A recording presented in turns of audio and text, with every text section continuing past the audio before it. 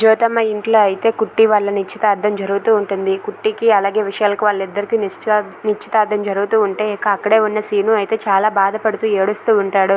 ఏంటి అమ్మాడికి జీవితంతో నేను ముడిపడి ఉంటాను అనుకున్నాను, కానీ ఇలా వేరే అబ్బాయి వస్తాడని నేను అస్సలు ఊహించలేదు అని చెప్పి సీను అయితే కుట్టి గురించి ఆలోచిస్తూ అమ్మాడి గురించి బాధపడుతూ ఉంటాడు. అది చూసి వాళ్ళ బామ్మ గంగమ్మ అయితే ఇలా అంటూ ఉంటుంది, రే సీనుగా నువ్వు ఇక్కడ ఉండకరా, వెళ్ళిపోరా, ఇది చూసి నువ్వెంత బాధపడతావు, నిన్ను చూసి నేను ఉండలేనురా, వెళ్ళిపోరా సీనుగా అని చెప్పి గంగమ్మ అయితే సీనుతో అంటుంది. అయినా సరే సీను అక్కడి నుండి వెళ్లకుండా అమ్మాడిని అలా చూస్తూ ఉంటాడు. ఇక వాళ్ళ ఎంగేజ్మెంట్ అయితే జరుగుతూ ఉంటుంది.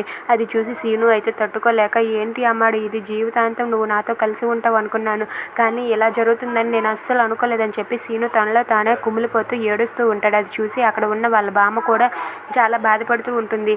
వీడు ఎన్ని ఆశలు ఉన్నాయి, వీడి కళ్ళన్నీ నెరవేరకుండా అలానే గంగలో కలిసిపోయి అని చెప్పి అనుకుంటూ ఉంటుంది. ఇక నిశ్చితార్థం జరుగుతూ ఉంటే సీనుకి కన్నీళ్ళు ఆగక అక్కడి నుండి అయితే బయటికి వెళ్ళిపోయి చాలా ఏడుస్తూ ఉంటాడు. అది చూసి వాళ్ళ బామ్మ కూడా చాలా బాధపడుతూ, రే సీనుగా ఏంటిరా ఇది, ఇక్కడ నుండి వెళ్ళిపోమని నీకు ముందే చెప్పాను, అయినా సరే నువ్వు వెళ్ళలేదు, ఇప్పుడు చూడు ఇవన్నీ చూసి నీ గుండె పగిలేలా ఉంది అని చెప్పి బామ్మ అయితే సీనుతో అంటూ ఉంటుంది. అది విని సీను అయితే ఏంది అవ్వ ఇది, నా అమ్మాడి నాకు దూరం అవుతూ ఉంటే నేను తట్టుకోలేకపోతూ ఉన్నాను అని చెప్పి సీను అయితే తన మనసులో అనుకుంటూ ఉంటాడు.